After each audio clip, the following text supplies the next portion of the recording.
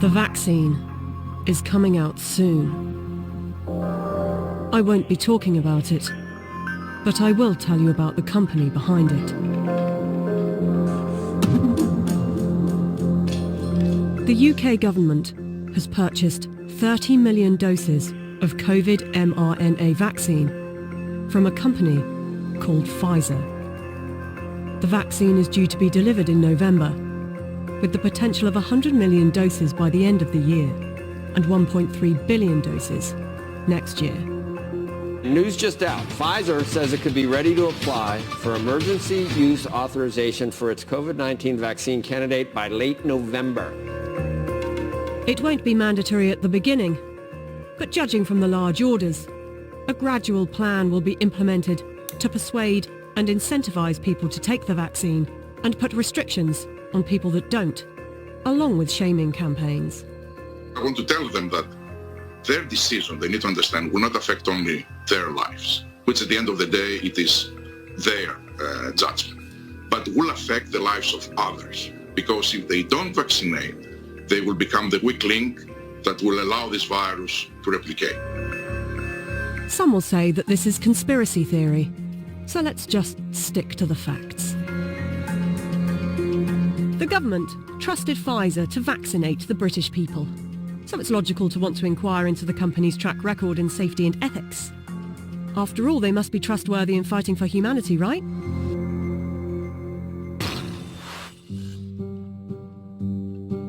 Pfizer made itself one of the largest pharmaceutical companies in the world by purchasing its competitors and through aggressive marketing tactics. What I'm about to tell you is only 20% of their rap sheet. Otherwise this video would be hours long, but you can go to our website where you can see the full list. Pfizer received the biggest criminal fine in US history as part of a $2.3 billion settlement with federal prosecutors for mispromoting medicines and for paying kickbacks to compliant doctors. Pfizer pleaded guilty to misbranding the painkiller Bextra by promoting the drug for uses that were not approved by medical regulators. In the 90s, they were involved in defective heart valves that led to the deaths of more than 100 people. The company had deliberately misled regulators about the hazards. The company agreed to pay $10.75 million to settle Justice Department charges. Pfizer also had a class action suit with a $60 million settlement over Resolin, diabetes medication, that resulted in patients dying from acute liver failure, said to be caused by the drug. In the UK, they have been fined nearly £90 million by the UK's competition watchdog for unfair pricing to the NHS after hiking up the cost of an anti-epilepsy drug by 2,500%, charging the taxpayer an extra £48 million than the actual price, which is $2 million per year. Buying competitors and mis-selling drugs weren't the only factors in making them the giant of a company they are. Their special relations with doctors and medical professionals has also helped. In 2004, Pfizer's subsidiary agreed to pay $430 million to resolve criminal charges that it paid physicians to prescribe its epilepsy drug, Neurontin, to patients with ailments for which the medication was not approved. In 2010, a federal jury found that Pfizer committed racketeering fraud in its marketing of the drug.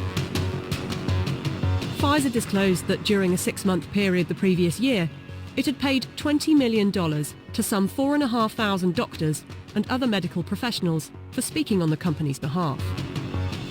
2012, the US Securities and Exchange Commission announced that it had reached a $45 million settlement with Pfizer to resolve charges that its subsidiaries had bribed overseas doctors and other healthcare professionals to increase foreign sales.